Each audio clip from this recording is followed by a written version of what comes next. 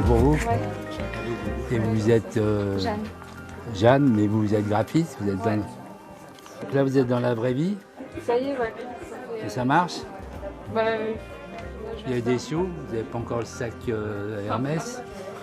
Pas encore bossé, non, hein? je viens de finir mon alternance. Ça. Bon, ça va venir.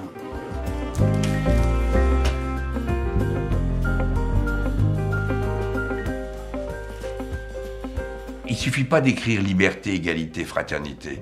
Il y a une manière de l'écrire, il y a un graphisme. C'est un métier que les gens ne connaissent pas du tout, ils ne savent pas ce que c'est. Et pourtant, ils baignent dedans en permanence, quoi. On sait tous qu'on a déjà vu au moins une chose faite par Étienne Robial dans notre vie. Comment ça va, Fazia? Fort bien, Étienne. Ma paletiste, on dit comme ça, à Canal+. Avec qui j'ai fait 4700 génériques. L'habillage télévisuel, c'est un peu lui qui l'a créé quand même. Parce qu'avant, c'était un peu n'importe quoi. Et alors que lui, il a mis ça... Voilà, il a mis sa patte et on reconnaît son travail tout de suite, quoi.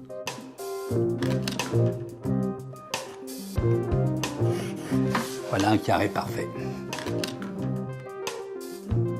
Il a réussi à, toujours avec des ronds et des carrés, à faire vraiment une œuvre qui se remarque.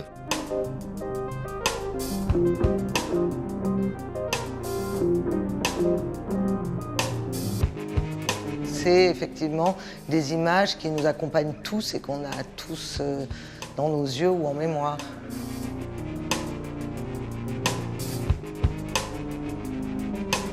Comment ça va, Jean-Pierre? Ça va bien et je trouve ce que vous faites très joli. Robial, c'est quelqu'un qui a fait notre visuel, notre habillage, c'est notre costumier. Donc, voilà, ça c'est le logo du numéro 1. En fait, je changeais de logo à chaque numéro. Je fais un deuxième logo pour le 2. Et ainsi de suite pour le 3, et ainsi de suite pour le 4.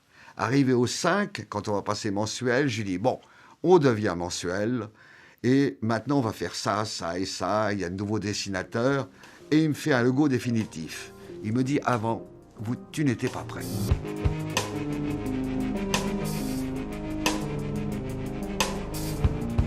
Le Star Shooter coupé en deux, c'était notre idée. On lui a apporté ça, on lui a apporté la photo, on dit fais ce que tu veux avec. Et il a fait la première pochette de Star Shooter comme ça, et puis une deuxième, et voilà.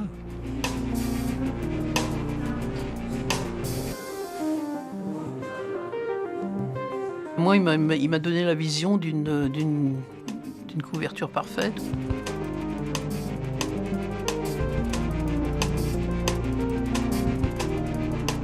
Il commence à être connu comme un des grands, on pourrait dire un des monuments du graphisme en France de ces 50 dernières années. Il a cette chose de savoir raconter des histoires. C'est un magicien. C'est un vrai grand magicien, ouais. Attention, 1, 2, 3, vous êtes magnifique. Oui, super. Bravo.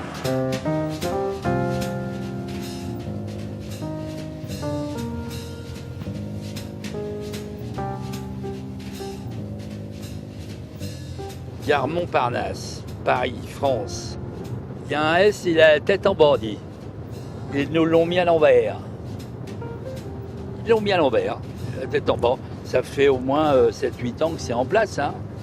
Alors évidemment, ça me fait du mal à moi. Heureusement que tout le monde n'est pas sensible.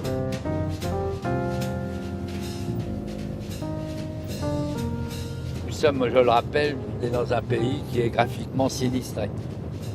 En France, évidemment, les panneaux sont blancs sur bleu, alors que tous les pays du monde sont blancs sur vert. Ne parlons pas des choix de typographie, de caractères qui sont encore, c'est encore n'importe quoi. C'est écrit en capitale. Hein. La capitale, c'est pour mettre au début de la phrase et sur les noms propres.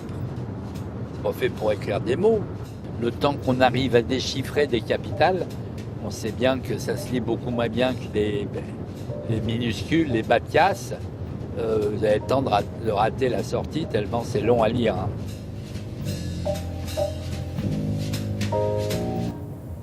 J'irai revoir ma Normandie, mais il pleut pas. De mon temps, il pleuvait beaucoup à Rouen. On appelait ça le pot de chambre de la Normandie.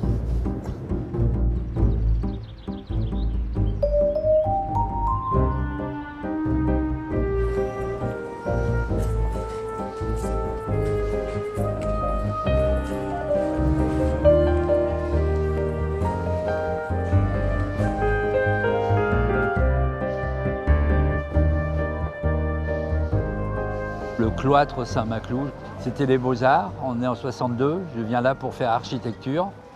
Là, j'avais un atelier, hein. Les ateliers de dernière année étaient là-haut. Année de diplôme, et on surveillait les arrivées des filles par la fenêtre. C'est un endroit formidable, c'est un ancien ossuaire du 15e. Donc voilà, c'est un lieu magique, il y a des sculptures magnifiques. Là-bas, les ateliers d'art, hein, puisque c'était une école de beaux-arts traditionnelle. Il y avait le modèle vivant, dessin de nus et tout ça.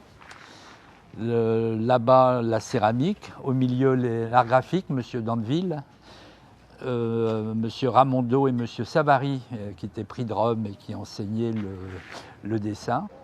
Là, il y avait les architectes. Moi, je suis venu là pour faire architecture et je me suis aperçu au bout de 2-3 ans que j'avais dû un matin me tromper d'entrée d'atelier et que j'étais plus attiré par les pleins et les déliés des alphabets que par les porte-à-faux et la résistance des matériaux des architectes. Mais ça fait rien, c'était une ambiance formidable. Il y avait la concierge qui avait un clébard qui s'appelait Yuki. Donc elle gueulait tout le temps « Yuki, merde !» tais-toi, Yuki!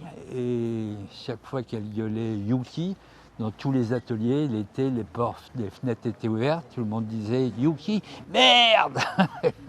Ça résonnait ici. Et donc, ils savaient évidemment plus où se foutre. On l'aimait pas trop parce que c'est elle qui balançait quand on arrivait en retard ou quand on ressortait boire un café. Il n'y avait pas encore nos spécialités. Hein. C'est à partir de mai 68 on a commencé à parler de communication visuelle. Mais avant ça, c'était l'art graphique. Donc l'art graphique, le dessin de la lettre, l'affiche. Donc tout ça, on retrouve tous les fondamentaux de la couleur et la forme, le dessin, bien entendu. Et c'est là que je passe mon diplôme sur les dominos et que j'ai 20 sur 20 et que j'ai une bourse. Et après, c'est après que je vais en Suisse avec cette bourse. J'en garde quand même des très bons souvenirs.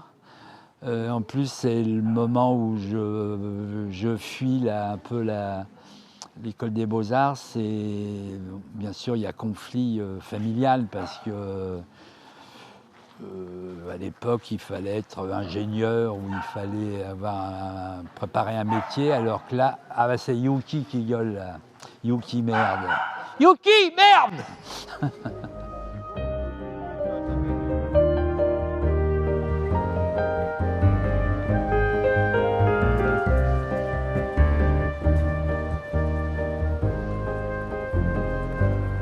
Ça, c'est le quartier vivant. Les grands magasins, enfin, c'est vraiment le cœur de Rouen. Quoi. Impressionnant. Je l'ai pas vu depuis 40 ans. Spectaculaire. Et on dit le grosse horloge, hein. Pas la grosse horloge, le grosse horloge.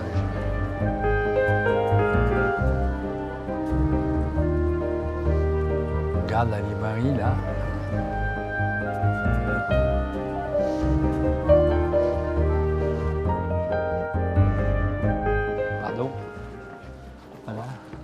Bonjour. Bonjour.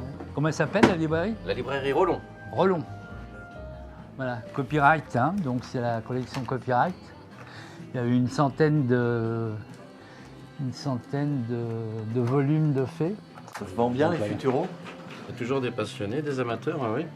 Il y a des jeunes filles au volume rebondi. Tu vois, pour l'époque, c'est assez léger. Et c'était dans les dans les quotidiens américains et surtout dans les revues pour les armées.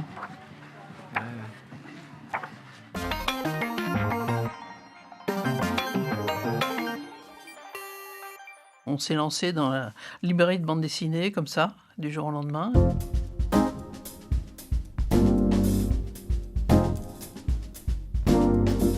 Futuropolis, c'était un lieu de rencontre. Vous n'aviez pas quoi faire, vous alliez à Futuropolis, vous étiez sûr de trouver des amateurs d'images. Dans cette librairie, on va trouver des comics, des vieux canards. On trouvait chez lui des publications américaines ou hollandaises, des publications de Art Spiegelman, de Griffith, ou des publications hollandaises de Svart, d'Evermeulen, etc., qu'on ne trouvait pas dans les librairies que l'on fréquentait dans le quartier latin. C'était très sélectif parce que nous ne présentions que les auteurs qu'on aimait bien.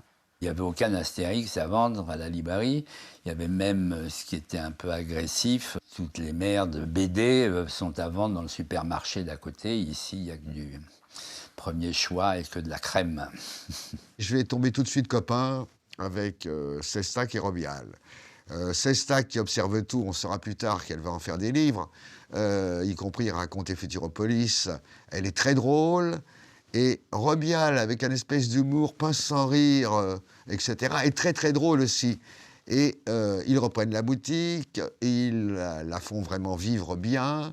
Moi, ils me demandent qu'est-ce qu'il faut acheter en comic book, comme c'est ma passion. Alors je suis à la fois client et conseilleur. Ce qui m'intéressait, c'était les comics. Parce que à l'époque, Chrome paraissait dans Actuel, et moi je lisais Actuel, et puis qui voulait dire comics, voulait dire femme à poil. Et à l'époque, la librairie Futuropolis, c'était un peu le lieu de rassemblement de tous les amateurs de bande dessinée, parce que c'était un peu la seule à Paris qui existait. Et donc, c'est là qu'on a fait connaissance avec tous les amateurs, mais aussi les auteurs de bande dessinée, les débutants, les plus âgés, enfin, tout le monde se retrouvait là. Et donc, c'est là qu'on a eu envie, par exemple, c'est là qu'on a connu Tardy, c'est là qu'on a eu envie de lui proposer autre chose que ce qu'il faisait chez les autres éditeurs. Je ne cesse de dire à Étienne, mais ça, c'est du matériel de récupération. Il faut faire quelque chose d'original. Il faut faire quelque chose. Il faut que tu demandes, mais oui, mais j'ai pas les moyens, etc., etc. Alors moi, je vais faire le premier vraiment conçu pour Futuropolis, qui s'appelle La véritable histoire du soldat inconnu. Je revendique, moi, la création de la notion d'auteur en bande dessinée. Avant, c'était des dessinateurs de bande dessinée et des scénaristes. On a fait des grands bouquins avec marqué Tardy, Mégire, Jérôme Moebius, Calvo, voilà. Et donc ça détonnait dans le paysage parce que ça sortait complètement des normes, quoi. Il y avait ces grands formats Futuropolis que les libraires n'appréciaient pas ou peu au début parce qu'ils étaient beaucoup trop vastes pour les rayonnages des bibliothèques et des librairies. C'était des espèces d'ovnis et puis... on a fini par les vendre. C'est vrai qu'on a eu du mal au départ à vendre ça chez les libraires. Alors je me souviens qu'à la librairie La Une, qui était au boulevard Saint-Germain, dans laquelle on voulait absolument rentrer. Et donc on avait présenté un album et le mec avait dit ça va être difficile, mais enfin je vous en prends un, on va voir et tout. Dans la foulée, on envoyait des gens avec un scénario bien étudié, qui était... Vous n'avez pas ce dernier livre paru génial, une maison d'édition Futuro, je sais plus quoi, Police.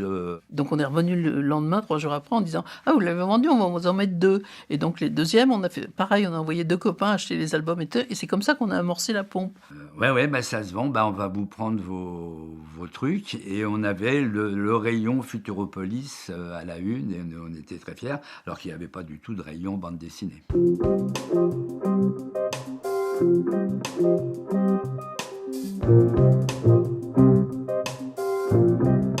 Je ne suis pas lecteur de bande dessinée dans le sens consommateur. Ce qui m'intéresse, c'est l'auteur. C'est leurs traits, c'est leur matière, c'est la façon dont ils vont traiter la lumière, dont ils vont traiter l'ombre.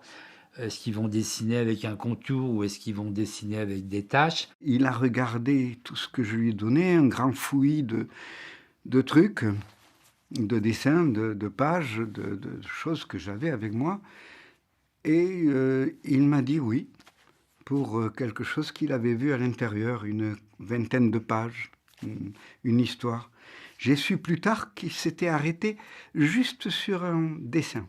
Juste, il m'a dit oui, juste pour un dessin. Tout le reste ne l'intéressait pas trop. Parce que Étienne était un peu rude comme garçon.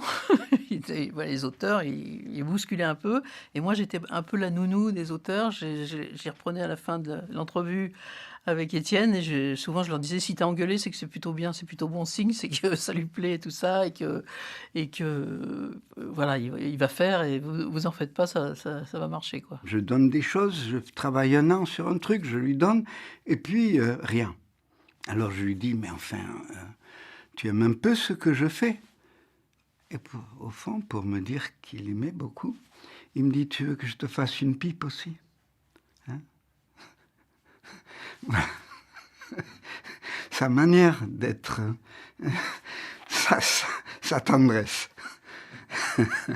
Le deal que j'ai avec mes auteurs de bande dessinée, c'est que eux, ils racontent leur histoire. En revanche, le contenant, la couverture, ça c'est mon rayon. Eux c'est le contenu, moi c'est le contenant.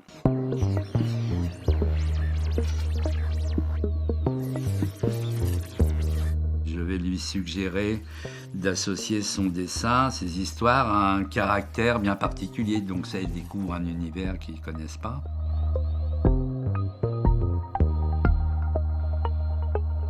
Quand il vous fait voir, tu dis, tiens, tu vois, cette lettre-là, ça irait mieux avec ton dessin que ça et ça. Et à un moment, ça devient évident. Mais il faut avoir l'idée de ça. Et il faut avoir la culture aussi.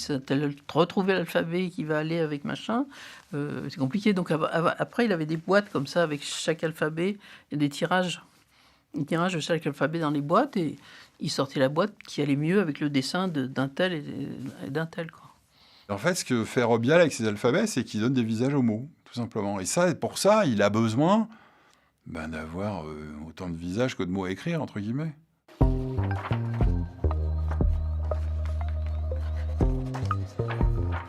C'était ça, moi, ma démarche, d'utiliser modèles d'alphabet destinés aux peintres en lettres. Ce sont des vieux bouquins des années 20. Et c'est dans ces bouquins-là que je trouve loin le plus de richesse, de curiosité. Et surtout, l'intérêt de ces bouquins, c'est de pouvoir les clichés, les photocopier, les redessiner, se refaire des spécimens pour nos utilisations propres et de pouvoir ainsi obtenir tous les titres que l'on veut. On plaisantait souvent autour de ce qu'on appelait l'alphabet Landsbourg.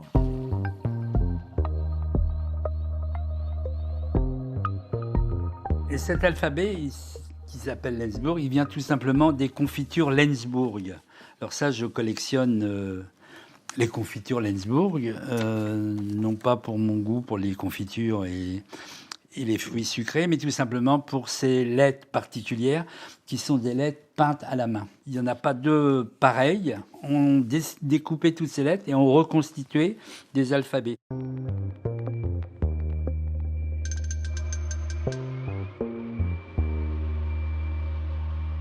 On n'avait pas affaire à une typographie sortant des planches lettres A7, bêtement débitées sur une feuille de papier. S'il y avait il fallait un demi-centimètre, on retirait encore un tirage et tout, mais c'était au millimètre près, et tout était...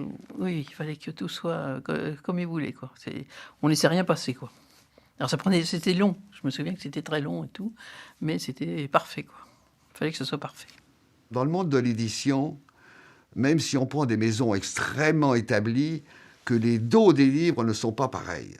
Il y a toujours un petit décalage à cause de l'imprimeur d'1 millimètre, d'1 centimètre. Lui, vous mettez tous les bouquins oblongs, la collection copyright, ils sont parfaitement rectilignes.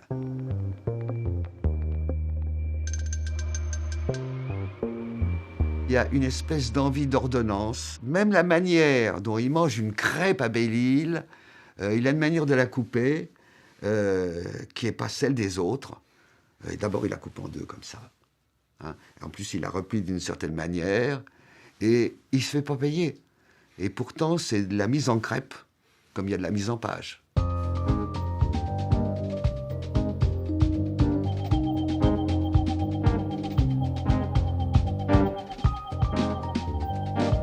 c'est plus de 300 albums, enfin d'auteurs différents qu'on a édités. Alors il y en a qui ont fait un album et puis qu'on n'a jamais revu, d'autres qui ont continué, d'autres qui sont... Voilà, il fallait que ça nous plaise, quoi, tout ça. Donc il y avait beaucoup de gens qui venaient nous voir. Hein. Cet enracinement, si l'on peut dire, dans la bande dessinée, et du fait qu'il a mis la main à la pâte pour créer des livres, c'est-à-dire faire des choix de papier, faire des choix d'encre, faire des choix d'impression, etc., l'a conduit à connaître plutôt très bien la chaîne graphique.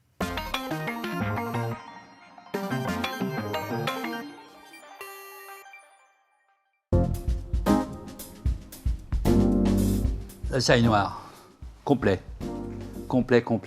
et en bon état. C'est rangé et tout ça, c'est excitant. Enfin, ça, c'est le catalogue d'origine. Alors pourquoi il n'est pas au format? Ça, c'est une grande angoisse. Et ça, c'est un truc difficile à trouver parce qu'encore une fois, c'est tout pourri. C'est complet, donc c'est des heures et des journées depuis une trentaine d'années à cocher sur des listes au stabilo, numéro par numéro, avec l'état, hein, parce que l'état, ça c'est important de les avoir en bon état, et c'est une jouissance suprême d'aller venir ajouter dans une petite fente qui n'est pas glisser un petit coup de stabilo et un petit coup de stabilo rouge pour dire ça y est, c'est bon et en bon état. C'est une pathologie hein, de faire en sorte qu'il ne manque aucun numéro, aussi bien sur mes listes que dans les rayonnages. La collection ou effectivement l'accumulation, elle sert à ça aussi. Il y a ce côté sans limite qui m'obsède et qui me fascine. On le voit ici avec la série noire, il y a 2500 numéros. A priori, on n'arrivera jamais au bout, mais on y arrive au bout. Et ça, c'est une espèce de quête de jusqu'au boutisme, qui est un truc un petit peu excitant. Alors là, c'est Joseph Albers. C'est un tracé régulateur que j'ai fait sur une toile. Hein. Alors c'est pas des faux, c'est des copies, c'est des exercices.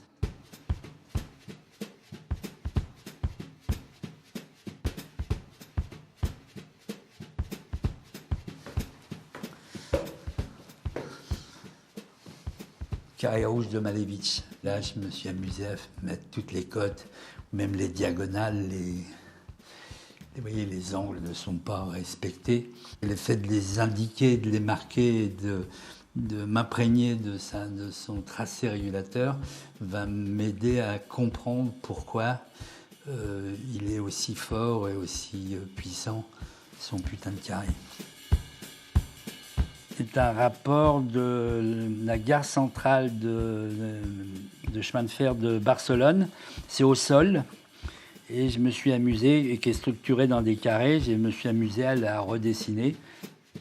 C'est une obsession en fait. S'il voit un papier peint ou s'il voit une bouche d'aération, il va falloir qu'il aille la redessiner en essayant de comprendre quelles sont les proportions entre les formes. Et donc il va en faire des tracés régulateurs. Donc c'est de l'obsession.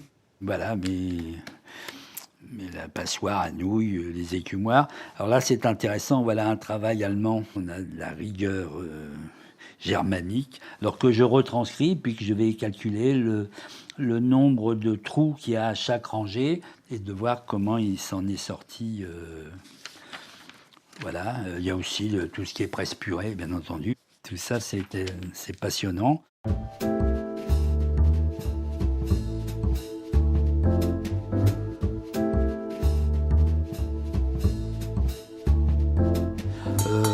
Métal, hein, aluminium, métal, émaillé.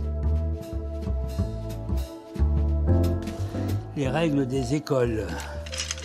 Normalement, c'est avec ça que les institutrices tapaient sur le doigt des élèves. Donc ça, c'est... Je sais pas où on va, là. Il collectionne un peu de tout. Il a des chaises, des lampes, des timbres, plein de choses. Ça peut aller d'un bouquin, un disque, un bout de tissu, quelque chose qui nous tape dans l'œil et tout. Des jeux d'assemblage, des petits jeux de... Ça, on va en retrouver beaucoup, toutes les figures que l'on peut imaginer avec des petits cubes. C'est tous les disques vinyles des années 50, jazz exclusivement, bebop à partir de 50, 60, Davis, Miles Davis, Coltrane et compagnie. Les écrous Levis, des écrous qui sont des objets fabuleux. Quand je trouve ça, je m'émeus. Ça, c'est un transfo de jeu, les ventilateurs. Moi, j'avais des ventilateurs très dangereux, Marelli, en acier et tout. Et puis j'ai arrêté à 10-12. Il dit, c'est pas ça une collection. Tu pourrais le prendre, le grand qui a servi à King Kong, qui en vend en ce moment. C'est là que j'ai vu que j'étais moins collectionneur que lui. Mais il n'est pas collectionneur d'objets, il est collectionneur du même objet dans ses variations. Là, ce sont toutes les anglepoises, c'est des lampes d'avant-guerre. Ça m'amuse de les amasser et puis de pouvoir les classer dans l'ordre et de comprendre des systèmes de ressorts. Alors, ils ont des réglages particuliers, c'est-à-dire qu'on peut régler la tension des ressorts. Et encore une fois, c'est amusant à manipuler.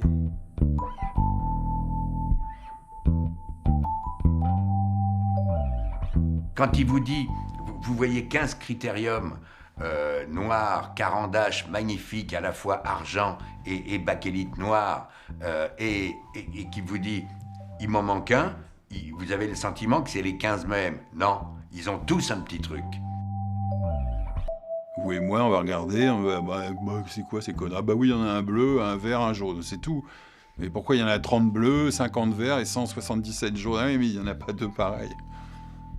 Et le sens du détail, c'est un truc qui est très important chez lui dans son boulot. Alors là, il y a tous mes héros. Malevich, Mondrian, Le Corbusier, Prouvé, Max Bill, il est là, le Max. Paul Ronde, Sandberg, Lubaline, et pour fermer la boucle, Rodchenko dans le bas.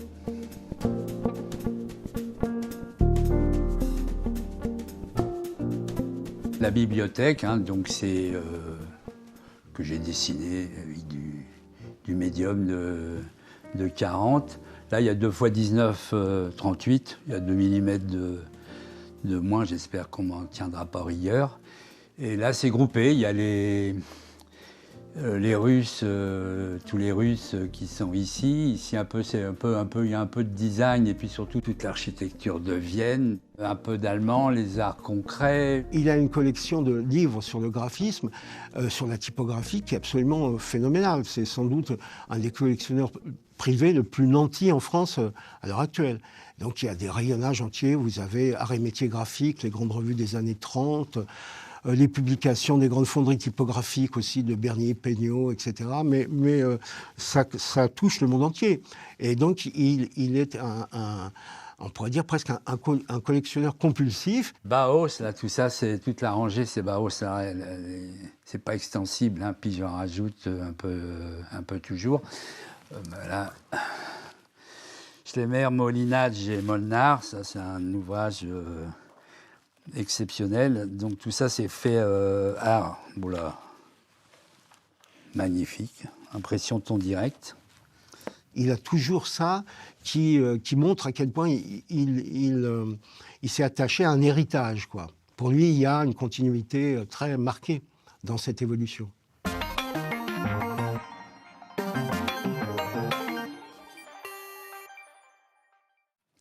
Ça, c'est le premier tracé régulateur d'écran. Là, on est en 84, avec la projection de l'ellipse, qui en fait pas une ellipse, qui est un cercle, un anneau en perspective. Mais enfin, le mot ellipse l'a emporté.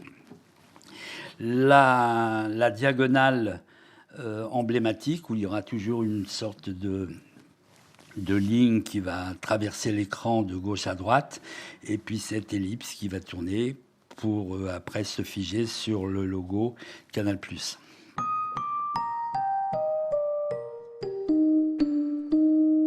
été forcément émouvant quand il est venu nous présenter à André Rousselet, De Greff, et moi et quelques autres, son travail.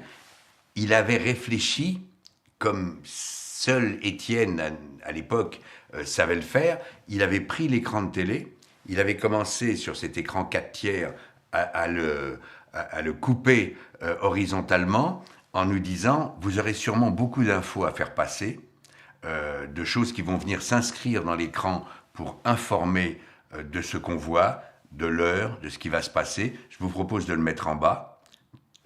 Les caractères que j'ai choisis sont d'une lisibilité extrême, qui passera en toutes circonstances, qui sera extrêmement intelligible et lisible pour celles et ceux qui regarderont. À Canal+, il a fallu créer notre propre caractère à partir du Futura, qui avait été dessiné par Paul Renner en 1927. En revanche, il a fallu le rectifier, c'est-à-dire le redessiner entièrement, de façon à lui apporter des inclinaisons. Dans les années 80, on a encore avec des gros pixels et des grosses échelles. Et il a fallu le choisir en capitale, et ça c'était important parce que sur les couloirs dans lesquels on met les informations qui s'appellent les couloirs de synthé à la télévision, on ne peut pas dépasser et mettre des bas de casse justement avec des montantes et des descendantes, le B, le D, le P, le Q, ça descend, d'où l'intérêt de mettre des lettres en majuscules, en capitale. Et l'alphabet le plus lisible en capitale, c'est le Futura. Donc on a entièrement redessiné. Quelqu'un qui sait aussi bien s'emparer d'un caractère, le redessiner pour les besoins de l'écran, l'adapter aux déclinaisons diverses, etc., à d'autres écritures, puisqu'en l'occurrence, Canal+, il y avait aussi des écritures en cyrillique, en arabe, etc. À chaque fois, c'est du Futura adapté. Aller jusqu'à ce point de perfection et de méticulosité dans le dessin de lettres, il n'y a pas grand monde qui sait faire ça, en France en particulier, quoi, notamment. C'est tellement fort l'italique, le blanc sur noir. Même si vous voyez qu'un bout, vous savez que c'est du Canal+. C'est ça qui est fort dans cette typo, quoi. Ou dans ce logo aussi, quoi, même. Le plus de Canal+, vous savez, c'est sa particularité, c'est quand on le retourne, il se casse la gueule complètement, d'où l'intérêt d'avoir un dessin particulier. Et ça, c'est très important de le rendre beaucoup plus stable et de lui apporter un petit peu de majesté. Il savait qu'à partir de ce logo, il allait devoir travailler énormément de générique et tout l'habillage.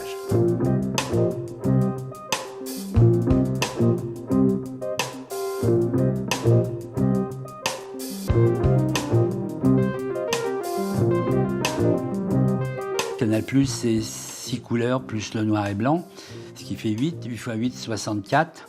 Moins les bleus, bleus, blanc, blanc, blanc, rouge. Ça fait un certain nombre d'accords par deux.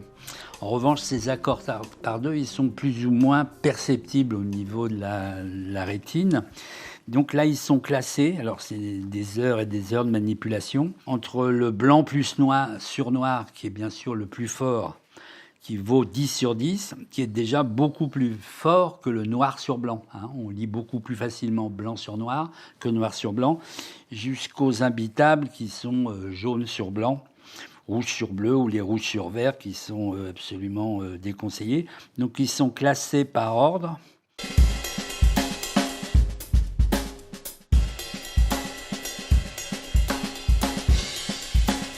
En fait, ce qui était génial dans ces systèmes graphiques à l'écran, c'est qu'en fait, c'était des systèmes graphiques aléatoires avec des combinaisons infinies.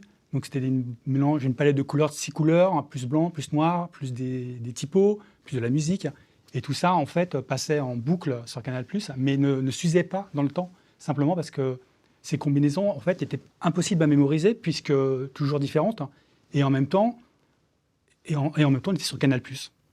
Voilà, tout simplement. Tout de suite, ça a marché. C'est-à-dire que l'ovale de Canal, les choix typographiques, les mouvements qu'il avait conçus, le lien entre les messages liés au générique, à l'apparition des génériques, et puis les émissions ensuite qui s'en suivaient, tout ça a vraiment marché comme sur des roulettes très tôt. Envisager les chaînes audiovisuelles comme des marques, et de réfléchir à une identité visuelle globale, ça c'est totalement novateur en France dans les années 80 avec l'arrivée de Canal+. Et effectivement, maintenant, toutes les marques, toutes les chaînes de télévision envisagent leur identité visuelle de manière globale. La manière de travailler s'est imprimée à l'ensemble de nos activités, à l'écran, mais ensuite dans tout l'immeuble et partout. Et quand André Rousselet s'est lancé de si belle manière dans la construction d'un immeuble dont il voulait que ce soit aussi un geste architectural et qu'il est allé chercher Richard Meyer, dont on savait qu'il y aurait des carrés, comme par hasard, et qu'en plus ce serait un immeuble blanc, on lui a présenté Robial et ils se sont extrêmement bien entendus. Et quand vous entriez dans l'immeuble de Canal+, qu'est André Citroën, il y avait du Robial et du Futura partout.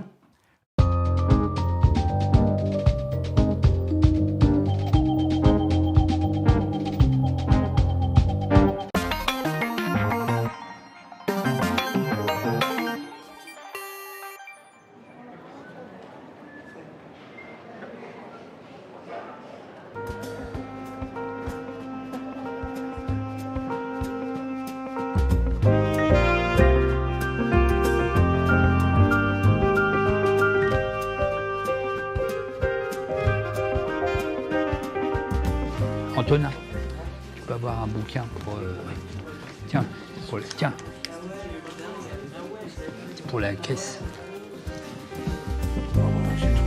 Ah ben ça me fait plaisir.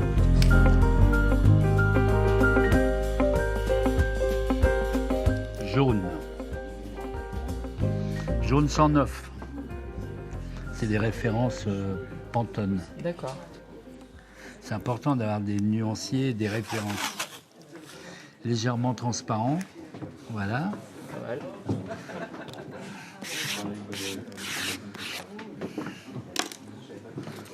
Ça c'est du Lexomil, parce que des fois il y a des clients qui ont besoin. Non, c'est moi qui en ai besoin. Ils sont pénibles. Parce qu'ils sont très pénibles.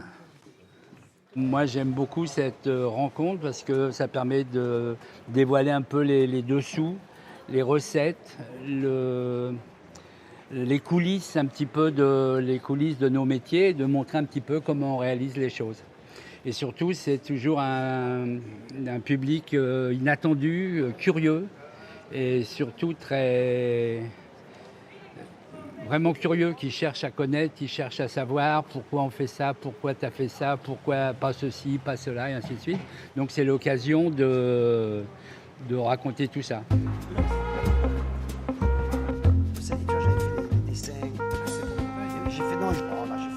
Ah Hervé! Ah Étienne, tu vois, je travaillais. Comment tu vas? Ça va? Bienvenue. Ça fait si longtemps. Ça fait si longtemps. Ah ben, bienvenue. Va. On va voir la nouvelle exposition. Oui.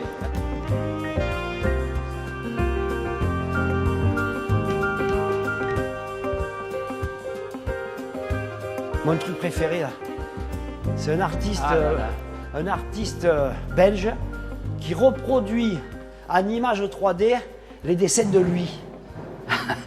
Tu vois, et regarde. Bah, t'adore ça. Eh bien, j'en ai acheté, là, je suis en train d'y acheter. Bon. je veux tous lui acheter. T'achètes pour toi, pour ta collection, pour ma collection, pour le miam? Pour ma collection, on en a acheté pour le miam et pour la collection, pour les deux.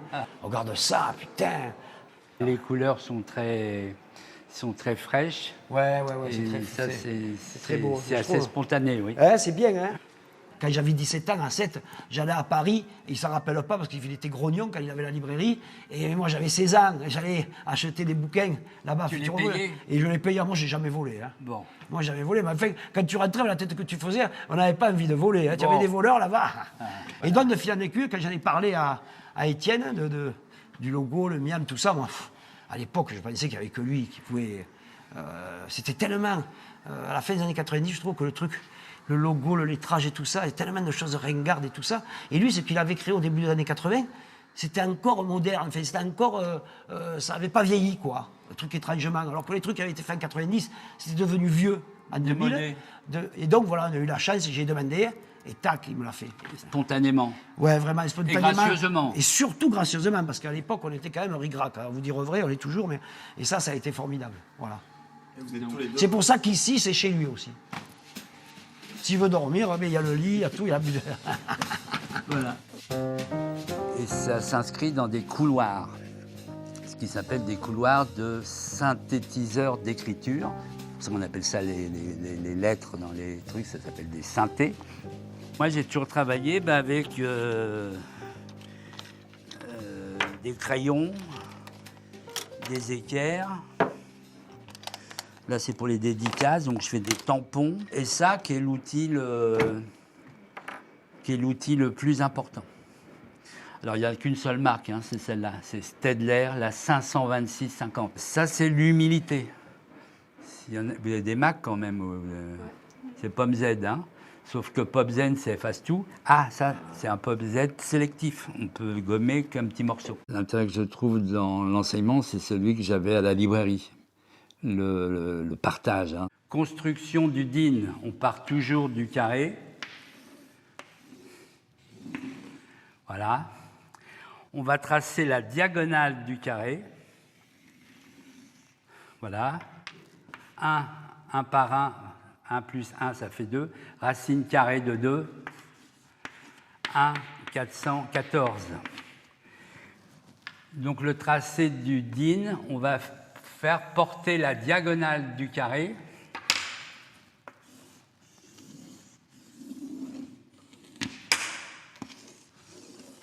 Voilà, le DIN, vulgairement appelé A4, A3, A2.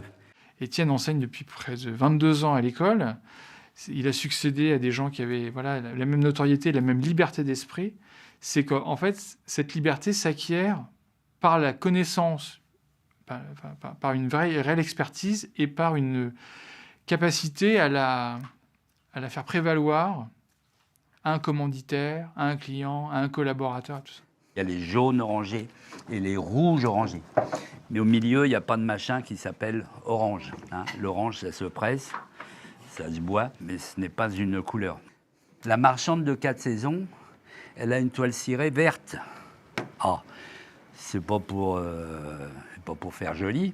Pourquoi elle a une toile cirée verte? C'est pour faire rougir la complémentaire du vert, le rouge, pour faire rougir les tomates, les carottes et les trucs qu'elle va mettre sur la toile cirée verte. C'est pour ça que sa toile cirée est verte. C'est un grand passeur de savoir. Et donc, quand on est élève, c'est un peu fantastique de se faire captiver par ce grand monstre du graphisme. Moi, j'ai mis 10 ans, 20 ans, 30 ans à m'apercevoir que quand on met telle couleur à côté d'une autre, ça jatouille de cette façon-là. On s'aperçoit très vite qu'on a des formules, des recettes. C'est fantastique, c'est-à-dire de pouvoir partager tous ces plaisirs et toutes ces découvertes auprès d'élèves. Il se définit lui-même, je crois, comme un magicien de l'image, un manipulateur d'image. Et c'est exactement ce qu'il est. Je pense que quand il nous apprenait ses cours sur les carrés, donc c'est-à-dire quand même on en fait des carrés, à la fin on a même l'impression d'avoir une tête au carré. On comprend en fait ce que c'est qu'essayer de trouver un équilibre de masse et de forme à l'intérieur d'une forme, somme toute, extrêmement simple qui est un carré. La différence qu'il y a entre ça, ce que l'on vient de faire, ça,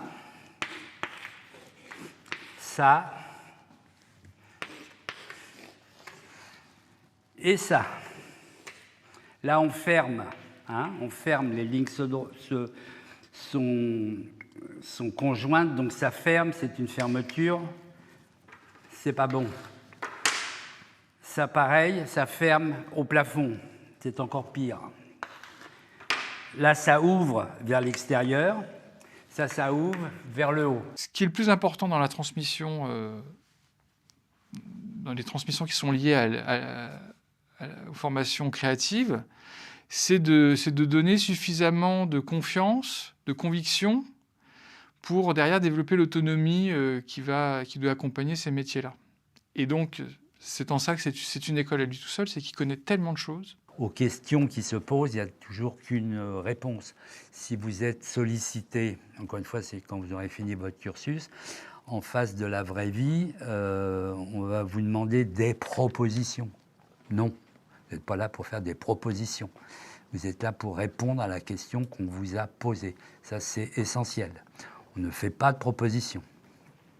Quand vous allez chez le toubib, vous avez mal au bide, il ne vous dit pas, soit 2 suppos avant de vous coucher, ou 3 gouttes dans le nez, etc. Il vous dit, c'est ça. Déjà, vous allez beaucoup mieux. Vous avez confiance dans votre généraliste, il vous apporte le remède. Nous, c'est pareil. On va vous poser des questions, et à la question, il n'y a qu'une réponse. C'est votre métier. C'est rouge ou c'est bleu.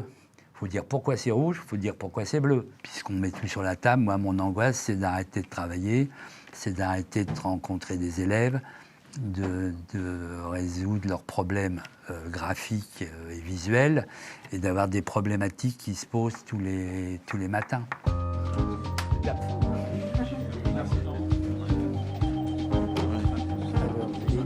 Qui a la garde.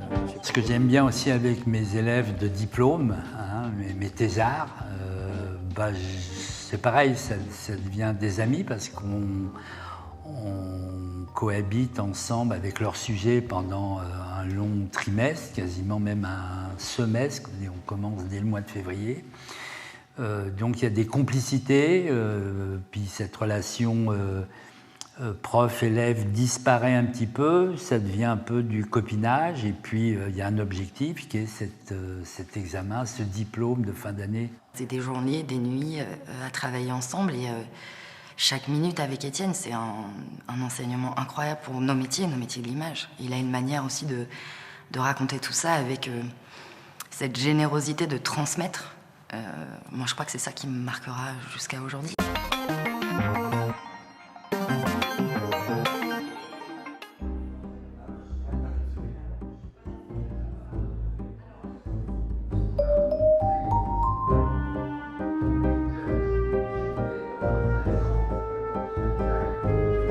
On n'a pas fait ça pour rien. On était à l'origine de cette bande dessinée qui est devenue adulte.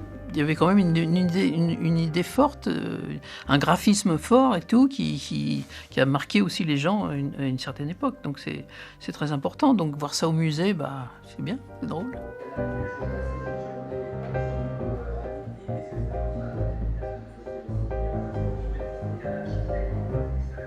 C'est plutôt une exposition de relais plutôt qu'une exposition d'ouverture.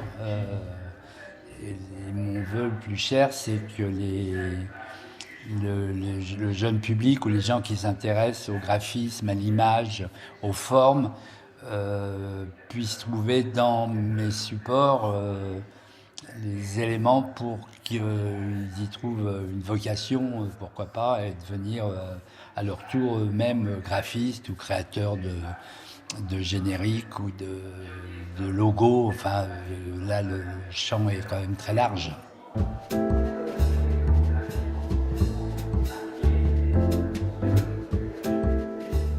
Ce qui est incroyable, c'est que certains travaux datent d'il y a plus de 30 ans. Quand on les regarde, je pense que ça n'a pas pris une ride, que ça n'est même pas démodé. Il n'y a pas de lassitude dans le travail d'Étienne. Enfin, ça peut paraître très linéaire, mais son travail était pertinent dans les années 76-77, il était pertinent dans les années 80, il reste pertinent aujourd'hui.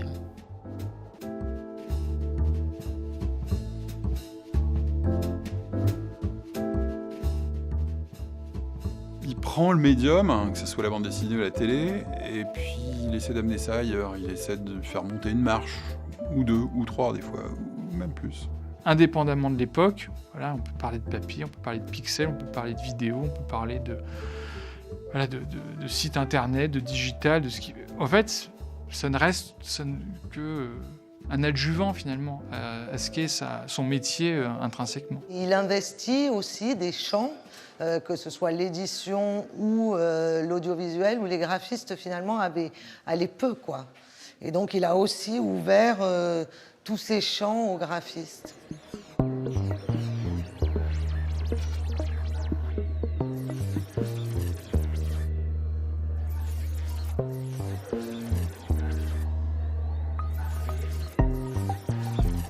Une ou deux fois, il m'a dit qu'il fera un de ses jours ses adieux musicaux. Alors là, c'est Aznavour. Il fera jamais ses adieux musicaux.